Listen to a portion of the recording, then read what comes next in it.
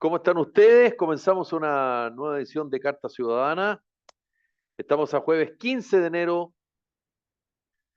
de 2025. Está con nosotros Karen Farías, está Álvaro Oróstica y ya vamos a presentar a nuestra invitada para hablar acerca de tal vez el tema más candente que hay por estas horas que dice relación con el proyecto de reforma de pensiones. Pero vamos a saludar antes a quienes nos escuchan en Radio Salud Madre Tierra, en Radio La Señal, en H Radio, también nos puede escuchar en hradio.cl, Radio Acogida, Radio Ritmo, Imagia Canal 2 del Cable, Radio Paraíso, País Lobo No Son en el Facebook, País Lobo Prensa y paislobo.cl el podcast, Radio Despierta, Radio El Pingüino, Radio América, Radio Pasión Latina de Suecia, Radio Mega de Iquique, Atacama Noticias, programa de televisión por la web, también nos puede escuchar en atacamanoticias.cl, Radio Ruta Norte FM y Radio Manquehue. Estamos en Spotify y siempre recordamos que si tiene la posibilidad de poder suscribirse, lo haga a nuestro canal de YouTube. Bueno, ayer miércoles el gobierno presentó indicaciones al proyecto de reforma de pensiones.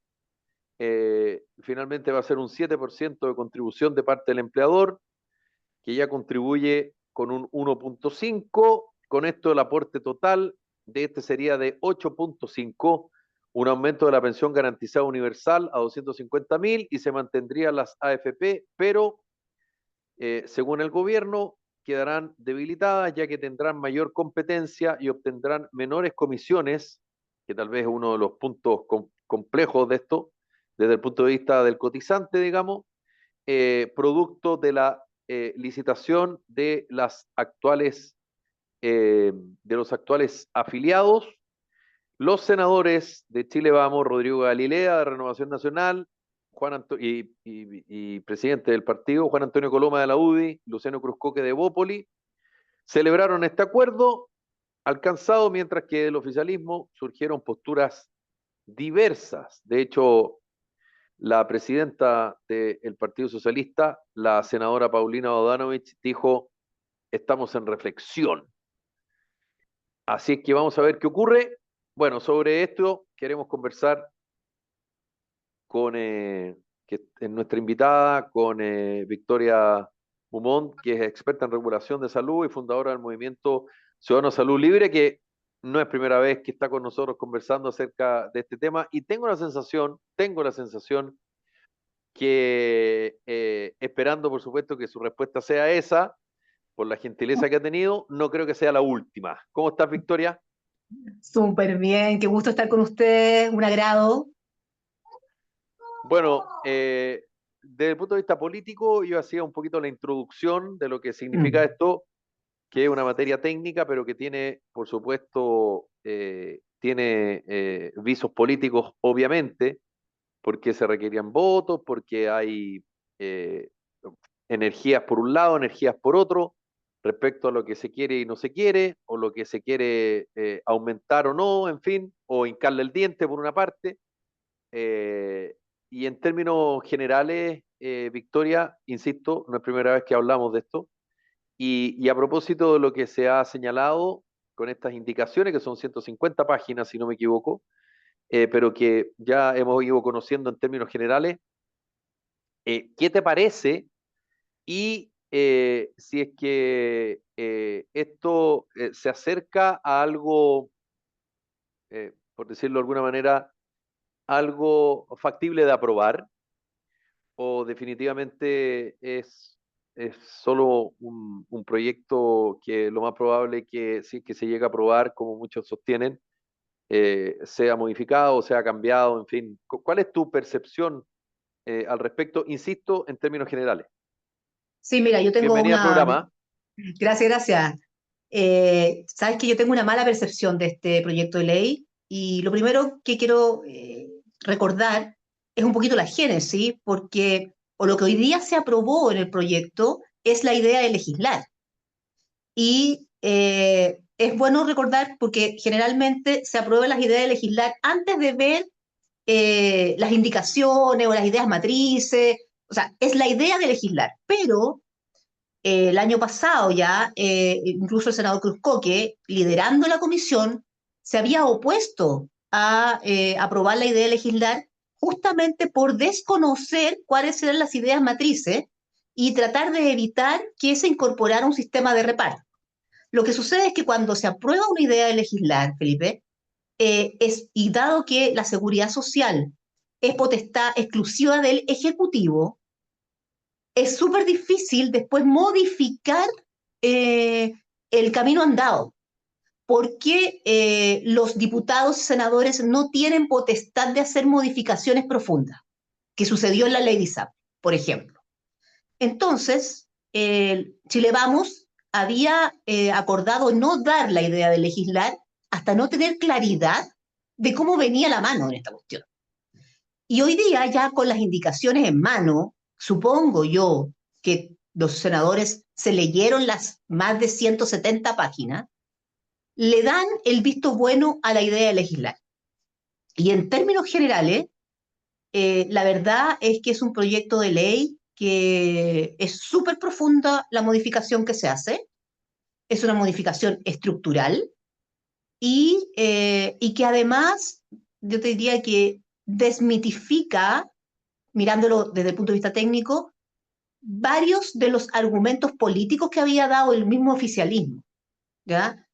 Hoy día ya tenemos la cancha, digamos, la pelota en la cancha, y cuando uno empieza a mirar el proyecto de ley en forma más acuciosa, se da cuenta que artículo por artículo puede impactar profundamente al mercado laboral y a las finanzas públicas en el tiempo.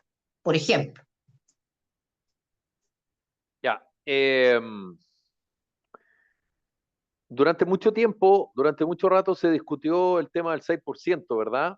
Mm. En algún minuto se abrió a un 0,5, eh, y ahí se generó un revuelo, yo recuerdo, con lo que dijo el presidente de la UDI, el diputado Guillermo Ramírez. eh, Se le fueron al cuello de republicano, y eso también abrió en el oficialismo, por otro lado, digamos, algunas ideas como plebiscitar, por ejemplo, ¿verdad? Mm. Eh, pero desde el punto de vista técnico, Victoria, vuelvo al punto original de mi pregunta. Pareciera ser, perdón, del punto de vista político, pero del punto de vista técnico, del punto de vista político, pareciera que esto va a avanzar. Yo no soy agorero, no soy Mm. Vanessa Daroch, pero pareciera que esto se va a concretar. Pero vuelvo a la pregunta original, del punto de vista técnico, más allá que te parezca o no te parezca, digamos, porque al final esto es una cosa política. Mm. Eh, si es que esto, tal como está, llegase a aprobarse, primero, ¿es el término del sistema AFP? Segundo, efectivamente, el eventual ingreso de la denominada AFP estatal puede generar cierta distorsión. Y lo tercero, muchos dicen, bueno, ¿y por qué no existe mayor oferta? Porque en una de esas, si hay mayor oferta, bueno, los planes en una de esas son más bajos. O sea, perdón, las cotizaciones son, perdón, las comisiones son más bajas. Las cuestiones. Sí. Mira, es que lo que pasa es que este proyecto de ley tiene distintas miradas. Estamos con la mirada sistémica, tú estás haciendo una mirada de qué es lo que pasa con la industria, ¿ya? Y con la industria, la verdad es que está claro que hay una minuta que anda dando vueltas del gobierno que dice que uno de los efectos que se genera con este proyecto es debilitar a las AFP. Y porque consideran que incorporar competencia a este mercado es debilitar a las AFP. Y yo creo que este mercado requiere competencia urgente, ¿ya? Y no solamente de nuevos actores gracias a esta licitación, porque en el fondo el mecanismo que crean para que haya nuevos actores es licitar al 10% de la cartera cada 2 años, Así ¿ya? es. Exactamente. Entonces, esas licitaciones podría crear nuevos oferentes y con comisiones más bajas. Pero podríamos abrirlo a otros instrumentos de ahorro, cosas que nunca más nosotros hablamos. Estamos hablando solamente de repetir lo que ya se hizo en una reforma anterior y que eso sería la única competencia o mecanismo de competencia que tendría la AFP. A mí más me preocupa que el tema propiamente tal de la industria, me preocupa la preponderancia que toma el Estado con respecto a la administración de los fondos, porque se nos está prometiendo que el 6% va a ir a la capitalización individual. Y la verdad es que, dada la gradualidad del proyecto, nosotros vamos a tener ese 6% en régimen en el año 30. No vamos a tener el 6% en capitalización individual inmediatamente.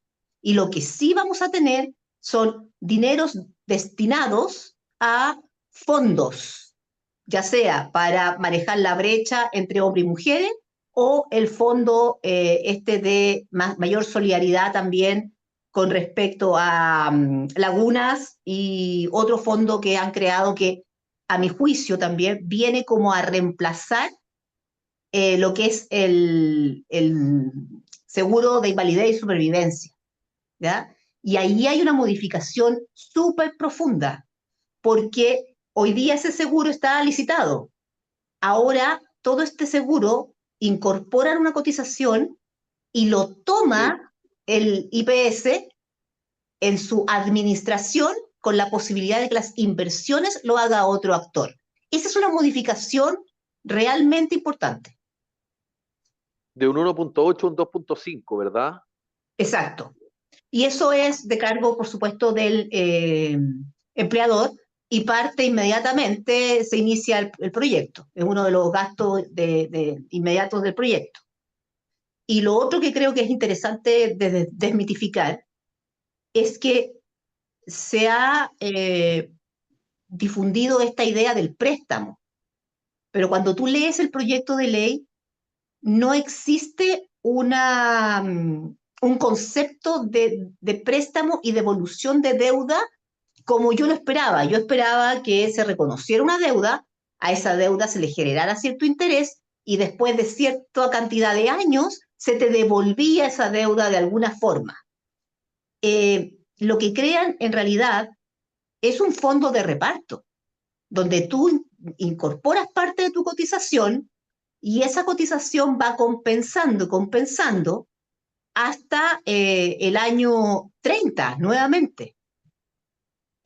Lo que es muy curioso de este proyecto de ley es que el modelo que presentó Hacienda, y eso sí es delicado, es que están las platas de este préstamo, llamémoslo así, o de este fondo construido por este porcentaje de cotización hasta el año 30.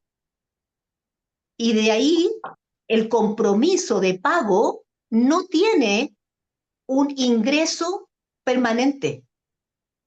Y eso yo sé que a ciertos senadores, como a la senadora Rincón, le pareció realmente complejo porque estamos comprometiendo al Estado a tener un gasto, un menor ingreso con respecto a los impuestos que hoy día está recibiendo, porque hay que entender que este incremento de la cotización significa también un incremento de un porcentaje del sueldo que ya no queda afecto a impuestos.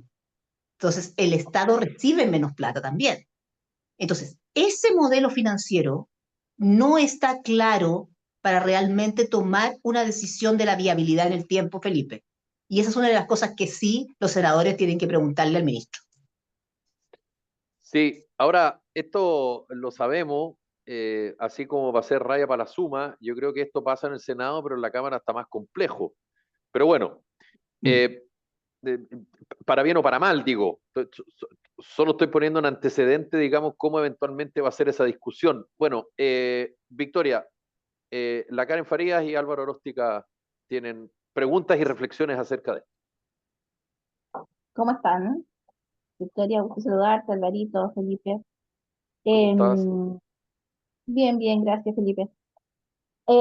Aquí como enredadísima, o sea, yo creo que uno que no tiene mayor conocimiento en entender reformas ni leyes, escucha el 6%, el 1%, el 1,5, el no sé, 8 o diferentes cifras, no entiende nada. Uno que, no sé, llega del trabajo y ya está horneado este pancito Eh, Más o menos, Victoria, ¿en qué favorece al ciudadano y en qué, según tu opinión, perjudica un poco esta reforma? Escucha, lo primero que te tengo que decir es que esto es un modelo que se financia con la plata de los trabajadores dependientes, o sea, de todas las personas que trabajamos e imponemos, ¿ya? Entonces, no es verdad, primero, decir de que aquí son los más ricos que le dan a los más Claro. pobres. Eso no es así. Esto va dirigido a la clase trabajadora. Somos la clase media la que está financiando, en el fondo es la que financia esta reforma de pensiones. ¿Ya? Eso es lo primero. Entonces, para la clase media sí es un tema, sobre todo yo creo que a los que lo más los afecta son aquellas pymes que ya están complicadas, pero que además van a tener que hacerse cargo de estos cargos adicionales de seguridad social. Y hay una cosa que viene en el en el artículo 4, que es una modificación que pasó piola, que es que ¿Ya? ahora, tú sabes que las licencias médicas, cuando la persona está en licencia médica, ¿Sí? la parte de la cotización la paga el subsidio. Claro. Hoy día ese 8,5% ya no lo va a pagar ni la ISAPRE ni la FP, o sea, ni el ISAPRE ni el FONASA, es de parte del empleador. Entonces, si una persona se te va con licencia, tú vas a tener que seguir pagando ese porcentaje del sueldo que ahora no se paga de parte del empleador. Entonces, Gracias. en el día a día hay un Ujú. cambio también para aquellas personas que están haciendo un esfuerzo por contratar personas y que les va a aumentar lamentablemente el tema de la seguridad social y no es el momento. Ahora, pucha, también nos hace falta ahorrar más. O sea, claramente Pero el también estamos de 6% no es acuerdo con suficiente. esta parte. Yo Claro, creo que estamos de sí. acuerdo. Mm. Pero le va a pegar a las empresas pequeñas y estas ¿Y en qué platas salen de, de los trabajadores. Sí, algún beneficio que tiene a largo plazo, mediano plazo? Porque se supone que esto aumentaría en algún grado las pensiones, pero tampoco Mira, está muy claro a qué porcentaje de gente aumentaría, cuánto aumentaría, y si al aumentar las pensiones de algunas personas, otras quedarán fuera, por ejemplo, de la PGU. pucha, mira, el tema de la PGU también es complejo porque como la PGU es universal, hoy día hay un ingreso de personas, un ingreso mínimo de personas de sueldos que no reciben la PGU.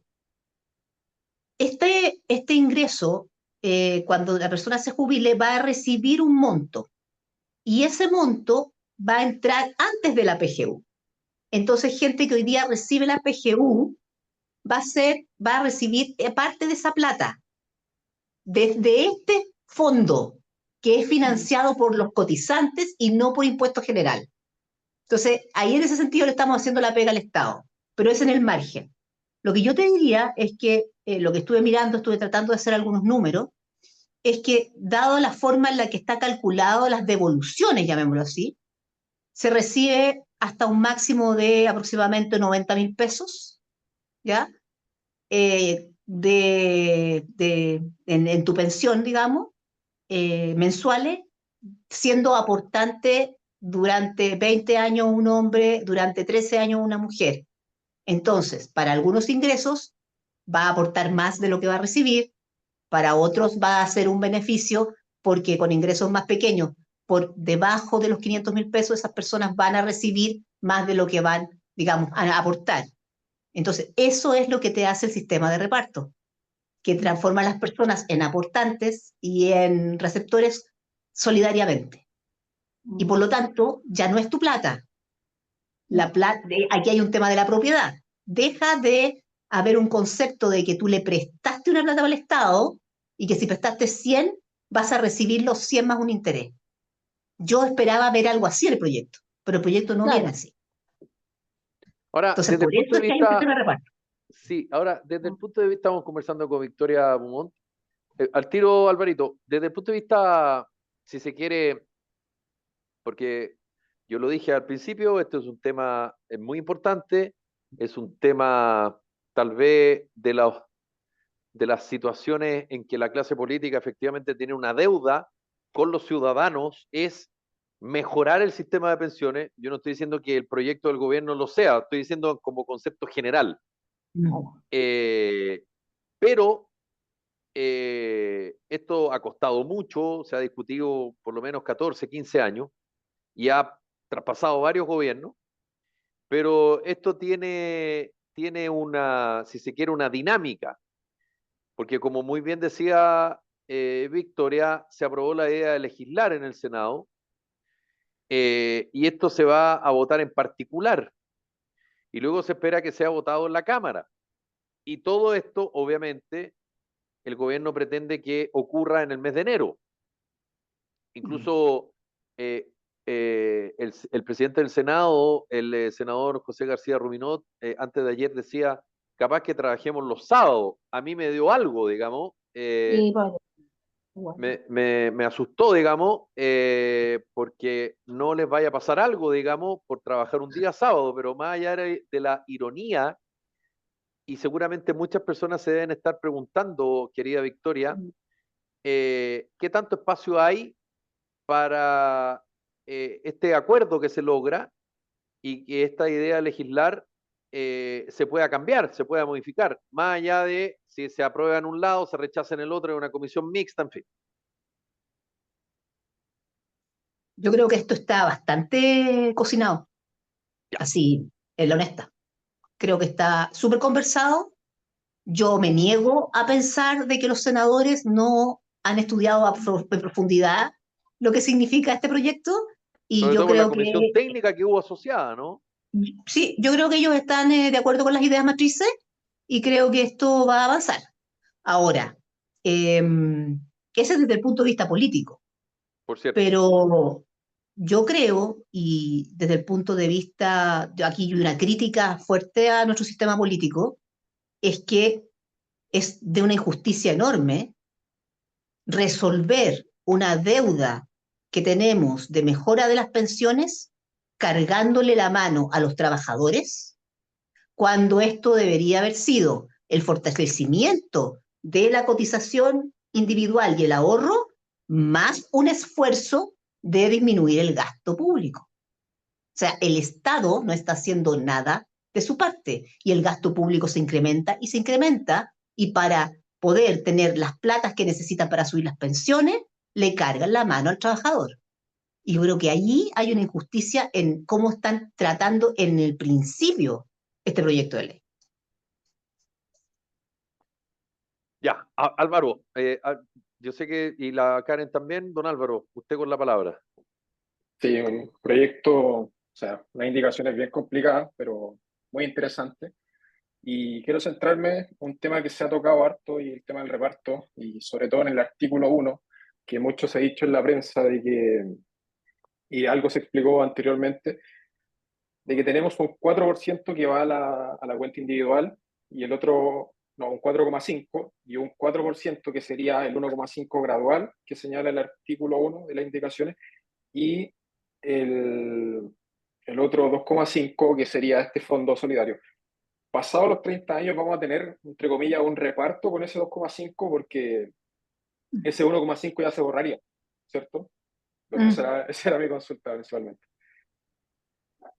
Sí, Entonces, mira, claramente vamos a tener un reparto. ¿Por qué? Porque, por ejemplo, si a mí en algún minuto yo pensé, van a incorporar un seguro de longevidad o van a incorporar un seguro para manejar las brechas y van a hacer compensación entre hombres y mujeres. Entonces, si tú tienes un seguro, tú pagas una cuota y esa cuota se te va reconociendo, pero acá no hay nada de eso. Tú pones tu plata y después esto se va gastando en el tiempo. Entonces, los fondos que nosotros vamos a ir colocando en el tiempo, año a año, van a ir gastándose en los jubilados de ese año. No hay un reconocimiento, como te digo, de deuda individual. Entonces, ahí la pregunta que me cabe ¿es mentira entonces que el 6% va a capitalización individual? Va a capitalización individual solamente el 4,5%, porque los otros dos instrumentos no son de capitalización individual, son de reparto. Y entonces, el primer artículo que te dice que el 6% va a la capitalización individual no se condice con los artículos siguientes. Y a mí eso me extraña de parte, por ejemplo, del diputado Schalper, que relató la primera página del proyecto, pero después no lee cómo el primer artículo se borra en el tercero y el cuarto. Y eso para un diputado no puede ser, es impresentable. Bueno, por eso yo, Karen, por favor. Quiero llorar, nada más.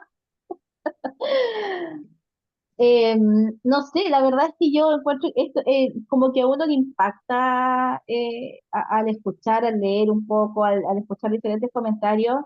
Yo sé que la Victoria tiene una mirada súper técnica y bien profesional y bien analítica y le creo absolutamente y me gusta escucharla. Em, pero qué podemos hacer nosotros? Yo creo que más de una persona se está preguntando esto, queda absolutamente en las manos de los parlamentarios y nosotros tenemos que mirar solamente o esta idea como de plebiscitar esta propuesta, ¿tiene alguna base, algún respaldo o no definitivamente? ¿Y será buena idea también plebiscitarla? ¿Qué crees? Lo que pasa es que no se va a plebiscitar esta idea. Se va a plebiscitar si el país quiere continuar con las AFP. Esa era la Ah, idea que quería plebiscitar. Entonces, por supuesto, si tú vas a plebiscitarlo en todo Chile y tienes una masa trabajadora que está en AFP y que puede tal vez tener una concepción de que la AFP le sirve, va a votar que no.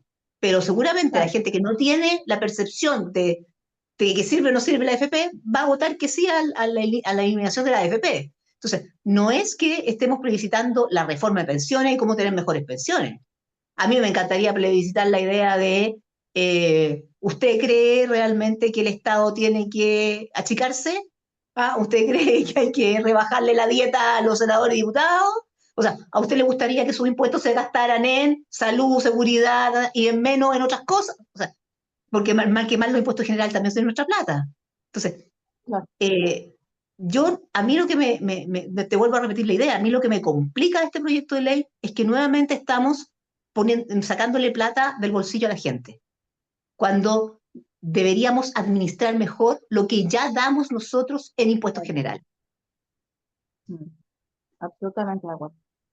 Bueno, vamos a ver qué pasa, pero como muy bien dice Victoria, esto pareciera que va bien encaminado en términos de lograr un acuerdo, Mm, pero yo vuelvo a poner el signo de interrogación.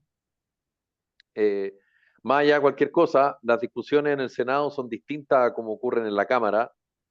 eh, y claro, por una parte se estaba discutiendo en la Cámara, estaba esta comisión técnica en el Senado, se aprueba esta idea de legislar en la Comisión de Trabajo, si no me equivoco, es donde se logra este acuerdo entre el gobierno y la comisión, digamos.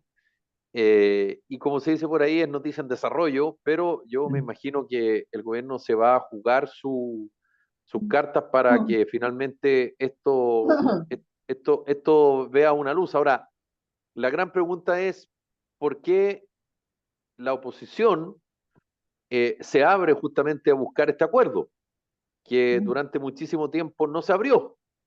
Es más, no solo no se abrió, sino que además dijo que por ningún motivo.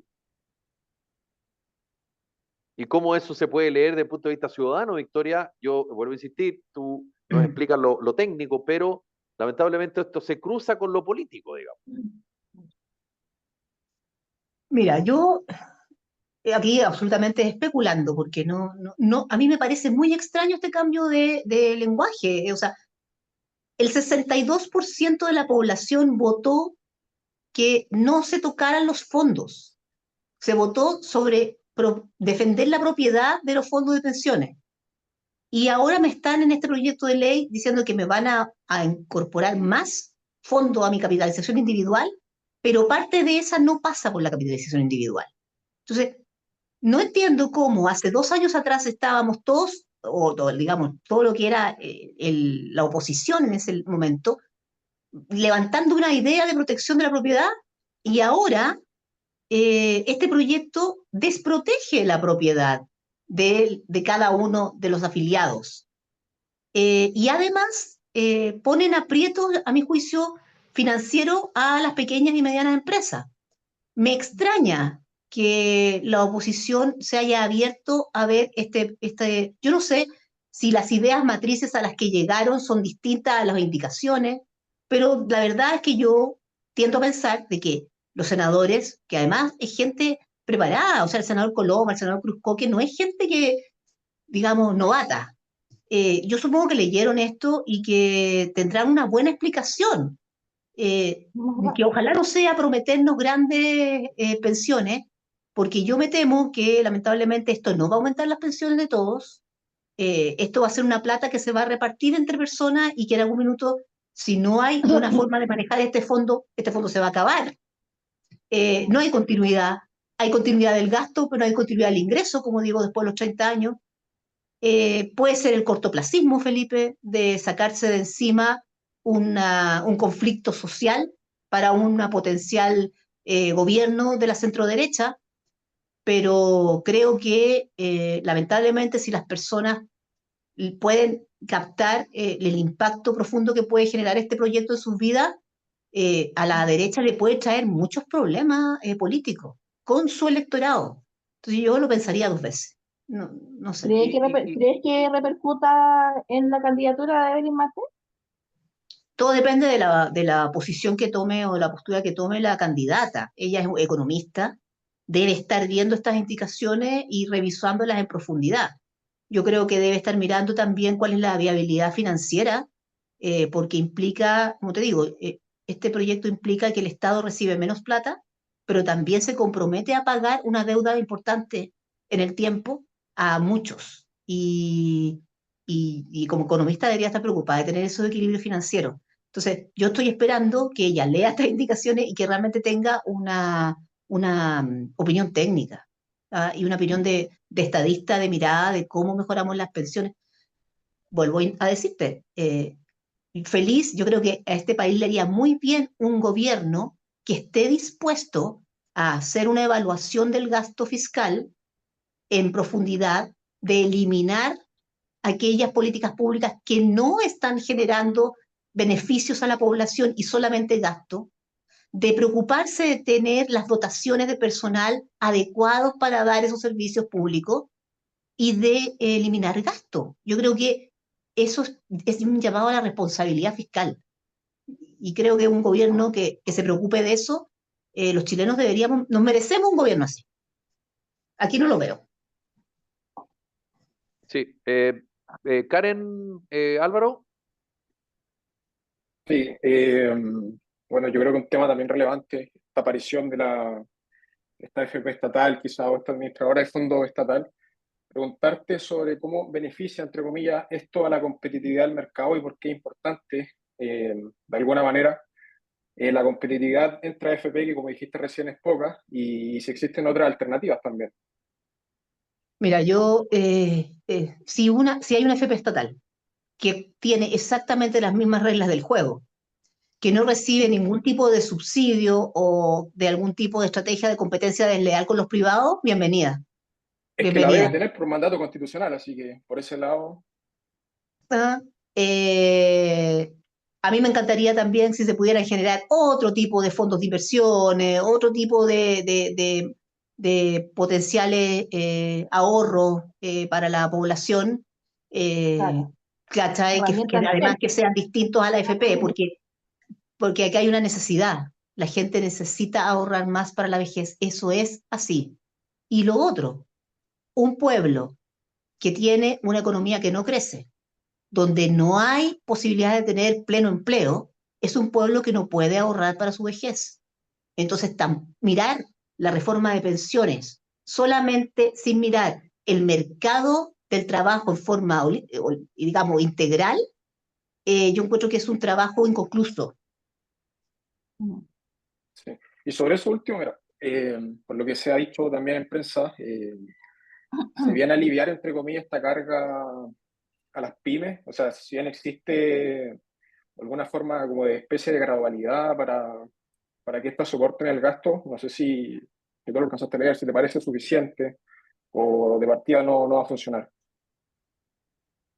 A mí me preocupa la decisión racional que pueden tomar algunos empresarios, o sea, de volver a hacer sus cálculos de cuánta seguridad social van a tener que pagar de ahora en adelante y empiecen a tomar decisiones respecto a cuánto están vendiendo hoy día, cómo están las cosas de ingreso, ¿ah? Cómo ha aumentado el costo de la vida también, y que de ahí pueda haber empresarios o gente que diga, bueno, ¿sabes qué? Tengo que sacar a una persona de la empresa o a dos personas para poder sustentar la nueva carga de seguridad social.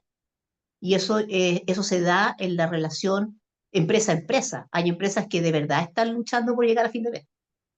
Pero sí, Entonces, claramente. sí se van a ver perjudicadas. Gino Lorenzini habla de que esta reforma significa 2 millones de personas desempleadas. ¿Crees que está muy alejada su cálculo? Más o menos su Mira, análisis. claro, no sé cuáles son los parámetros que él usa para esos cálculos, pero sí te puedo decir, desde el punto de vista del... Además, mira, por ejemplo, se suman cosas, Pascal. O sea, si tú tienes una microempresa, una pequeña empresa, que además hoy día tenías a alguien que te ayudaba, dos o tres personas, y no sé, pues si hay empanado, si hay algo, ¿m? Y no está ahí tan formalizado. Si tú quieres formalizarte, te va a ser más difícil. Claro. ¿Ah? No es un incentivo a formalizarse, Al es un, contrario, ince- es a un tema, desformalizar, a eh, mantenerse fuera de regla. claro. Bueno, Bueno, Victoria Humont, te agradecemos esta conversación con Carta Ciudadana. Como yo decía al principio, seguramente no va a ser la última vez que vamos a conversar sobre este tema, porque han sido mira varias la las cara. veces que no hemos conversado y te agradecemos, por supuesto, como siempre, tu tiempo y tu disponibilidad para conversar con nosotros. Un gusto, yo disponible para conversar con ustedes todas las veces que quieran. Además que este proyecto de ley se viene difícil, difícil. Que estés muy bien, ¿ah? Listo, Cuídate gracias. mucho. Que Chao, estés muy chao. bien. Chao, chao. Ahora, es interesante lo que decía Victoria, Karen y Álvaro, porque cuando uno, por ejemplo, desglosa los parlamentarios que están en la Comisión del Trabajo, me refiero a los parlamentarios de la oposición, digamos, está Galilea, que es el presidente de RN, partido que proclamó a Evelyn Matei el pasado fin de semana como candidata presidencial. Está Juan Antonio Coloma, un histórico de la UDI, del partido de Evelyn Matei, y está el senador Luciano Cruzcoque, que es de Bópoli, y que ayer yo leí ahí que había como una, si se quiere, una discusión interna dentro de ese partido respecto a si legítimamente podían presentar a una persona para la primaria de Chile Vamos o lisa y llanamente hacer lo que hizo RN, que es cuadrarse con Evelyn Matei. Por lo tanto, esta reforma de pensiones se caiga, la responsabilidad se la van a achacar a Evelyn Matei como cabeza de Chile Vamos. Si se aprueba, va a ser de alguna manera un triunfo. Pero Claro. en política, claro, es un triunfo, pero también con el paso del tiempo se puede transformar en una puntada de dedo, digamos. Entonces, ¿cómo lograr ese equilibrio, sobre todo en un año electoral? No sé, no sé, pero creo que si esto es una estrategia de algo, creo que es muy mala estrategia. No creo que esto pudiese, aunque se apruebe, no creo que se pueda ver como un triunfo de algo, porque el sector del votante de Chile Vamos, en general, mi sensación, mi percepción, es que están absolutamente en desacuerdo con esta reforma. Entonces, aunque se aprobara, no lo veo como un triunfo, no creo que ellos pudieran a jactarse de haber logrado algo positivo para la ciudadanía. Yo creo que esto le va a repercutir absolutamente en la candidatura de Evelyn Matei, a menos que sucediera, no sé, un milagro y Evelyn Matei saliera a decir, no me aprueben esta cuestión y no la aprueben porque ella eh, se imponga en sus filas y ahí la gente toda la ovación. Pero, no sé, la verdad es que no veo, yo, escucha, pienso y pienso que qué quieren conseguir, qué quisieron lograr, y no lo entiendo finalmente, Felipe. Encuentro que esto me dejó bastante, como dije hace unos minutos atrás, impactada. Querido Álvaro, Sí, yo creo que hay un Anonadada. punto que la reforma va a dejar offside a republicanos, de alguna manera, o a todo aquel que se si se oponga. aprueba. Exacto. ¿Sí? Y bueno, ahí está el punto para Matei. Pero no sé, yo discrepo un poco con Karen. Yo creo que a ver, falta masticar un poco las indicaciones, falta ver qué va a pasar en la discusión particular, qué realmente va a quedar del proyecto, qué se va a modificar, qué no. Así que yo por ese lado lo veo como aquellos que se opongan, quienes digan que no, los ciudadanos los van a ver como aquellos que no quieren un acuerdo en pensiones, que es una materia esencial. Entonces yo creo que ahí está el golpe republicano. Claro, bueno, esto insisto, esto tiene que ver con algo tan sensible como es el seguro social, eh, Mm.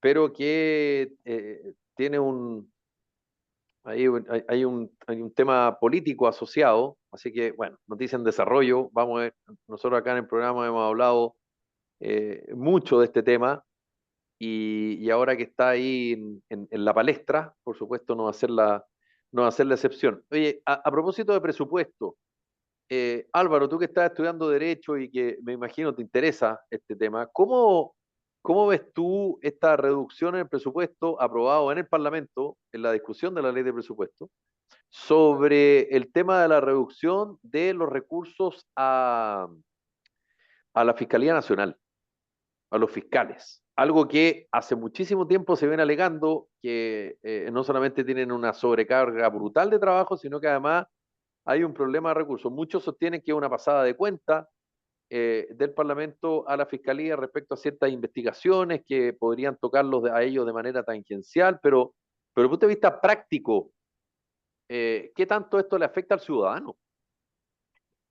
Y temas complicados, sobre todo el tema 2024 y quizás desde los próximos meses, el tema seguridad, el tema más sensible actualmente.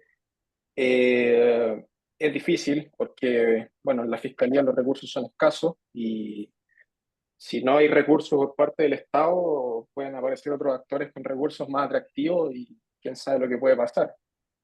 Eh, y ahí está el problema. Los sueldos de los fiscales en general no son bajos, pero las investigaciones tienen sus costos,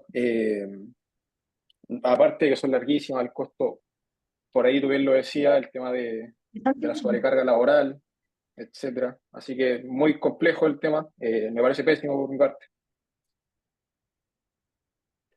Sí, querida Karen, alcanzaste a escuchar la pregunta, ¿no? No, Felipe, Está me bien, caí. tiene que ver con está perfecto, tiene que ver con la rebaja en la ley de presupuesto para el próximo año hacia la Fiscalía Nacional, hacia los fiscales, hasta el Ministerio Público. Mm.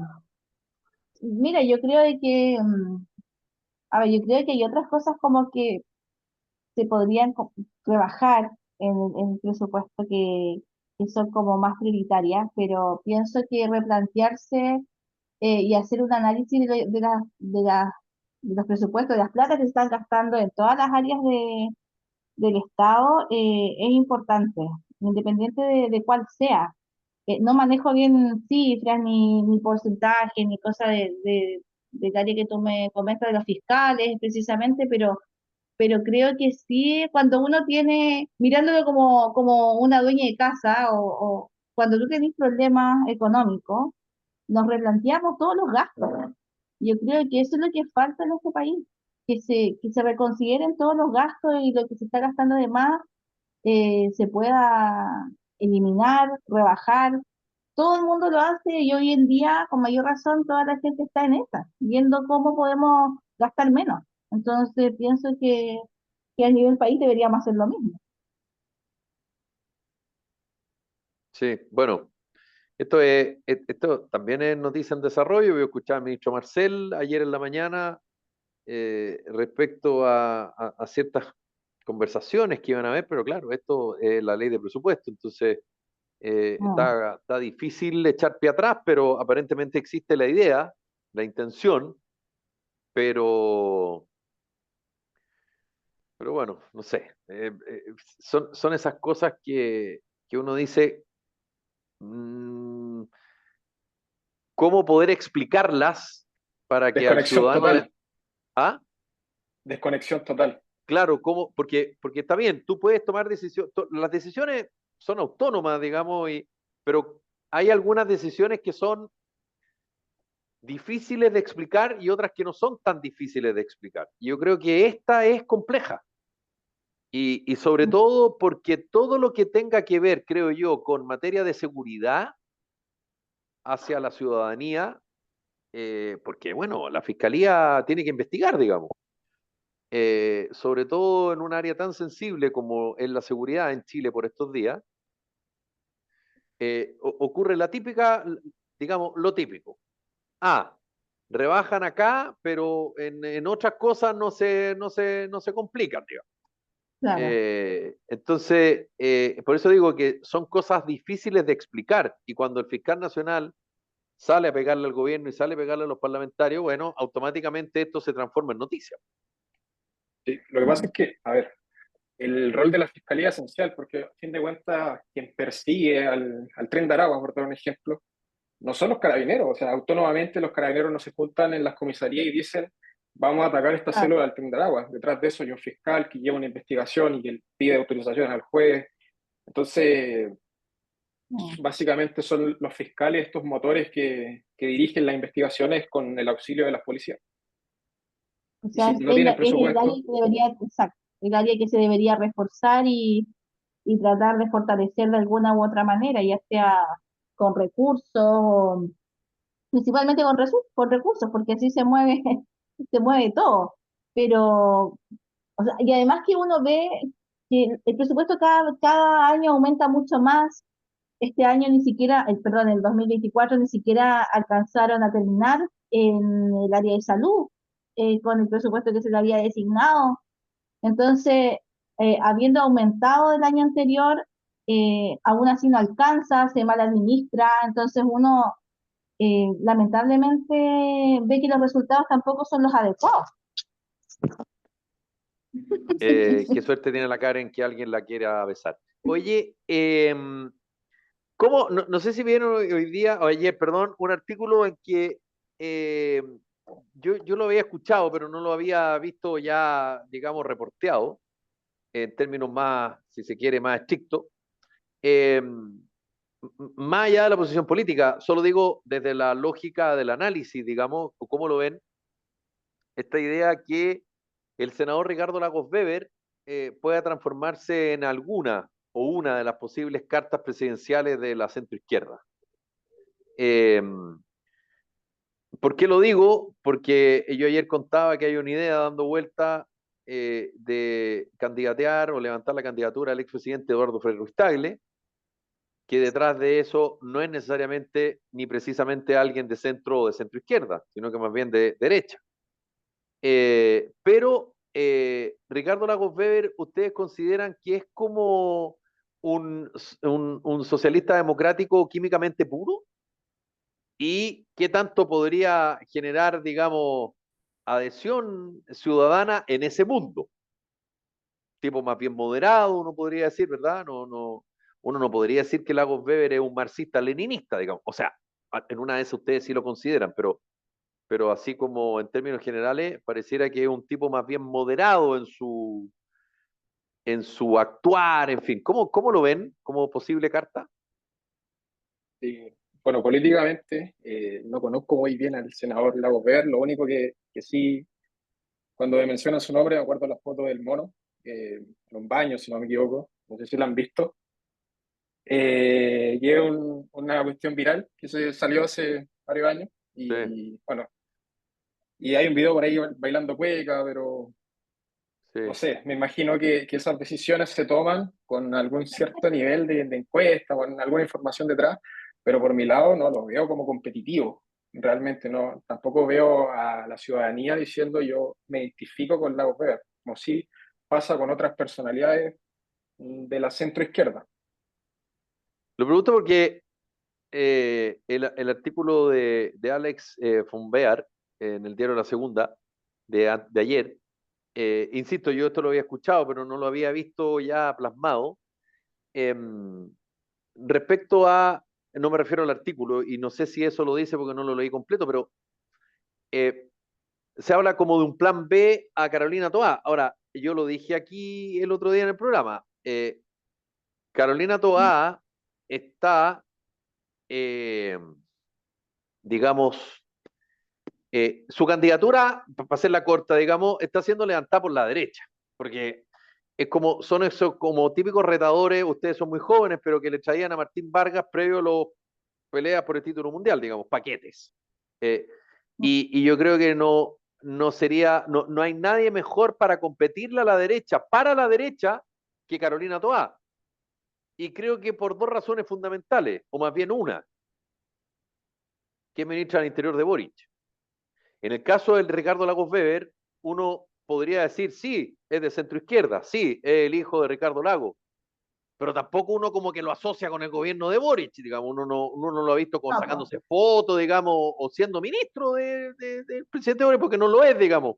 Entonces, ese perfil pareciera que el que se está buscando eh, Mm, en el mundo de la centro izquierda, lo más más alejado alejado. posible del presidente, por una cosa obvia, no me hagan explicar la razón, digamos, porque...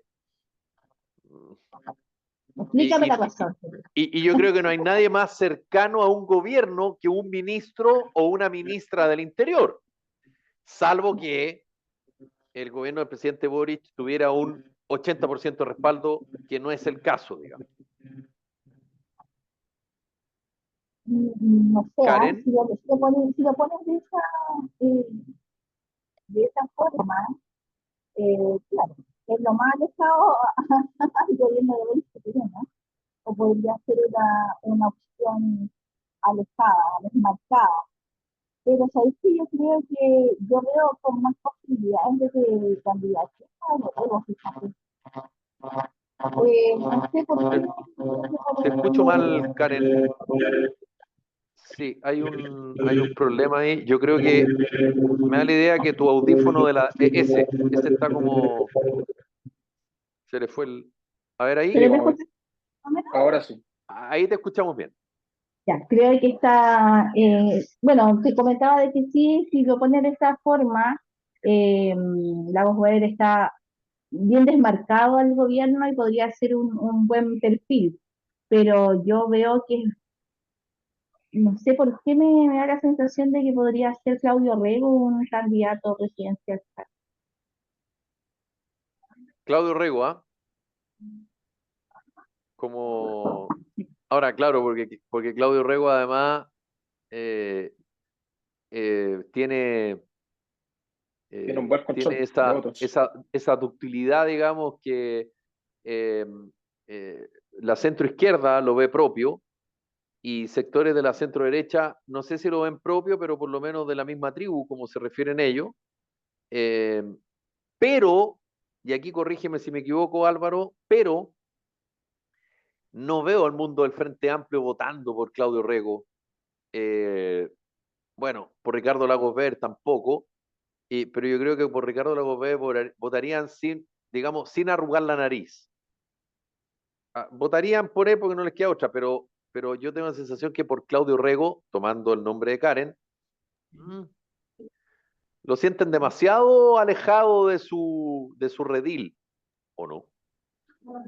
Yo creo que sí, pero Rego es una figura bien interesante porque no solamente por su carrera en temas municipales y todo eso, sino porque siempre ha sido esta especie de trabajador social. Siempre ha estado presente dentro de las distintas comunas de Santiago, a ver, ¿cómo explicarlo bien? Se necesita mucha pega social. Pero me cuesta entender el voto del Frente Amplio. No sé si sería algo así como lo que pasó con Boric y Kast, cuando había que votar por Boric para que no saliera la extrema derecha, por decirlo así, pero tampoco lo veo tan imposible, ¿eh? Bueno, y la carta, yo me imagino que el Frente Amplio tiene, digamos, de alguna manera una carta guardada, que tampoco es tan guardada, porque tampoco sería sorpresivo, digamos, más allá que a uno le guste o no, no entro en eso, la del alcalde de Maipú, Tomás Bodanovich, digamos. Pero Claro. claro, eso ve a medida. Ahora, también suele ocurrir que estos nombres, como el de Ricardo Lagos Weber, eventualmente los de Eduardo Ferrer Ruiz Tagle, que en el caso de Eduardo Ferrer Ruiz Tagle, y aquí te doy el favor, Karen, no es que te haga el favor, te doy el favor para evitar cualquier suspicacia, digamos, te conozco, Karen, te conozco. Eh, claro, son esas personas que pueden captar votos de la centro derecha y de la centro izquierda. Mm. Diego, Claudio Rego y Eduardo Frei. Más Sí, Eduardo Frei de la centro derecha. Claudio Rego no tanto, porque bueno, ya lo de la foto con Iracy Hasler, en fin. Estoy hablando de la sensibilidad electoral, pero claro, en ese mundo, pero hay otro mundo de la izquierda, digamos más joven, por decirlo de alguna manera, que ve en Tomás Bodanovich, por ejemplo, una carta. mm, Pero bueno, noticia en desarrollo, hay que estar preparado porque se vienen una andanada de nombres, ¿ah? sí, hasta En Felipe este, Vidal, por ejemplo. en este año Ah, electoral. No, Karen, no, ¿cómo no, sería tu eslogan? no, porque no, Ya, pero juguemos. ¿Cómo sería tu eslogan? yo soy díscolo. Ya. Karen Farías y Álvaro Oróstica. Estuvo con nosotros Victoria Dumont también. Que lo pasen muy bien. Esto fue Carta Ciudadana. Nos reencontramos mañana. Éxito en todo, ¿eh? Chao.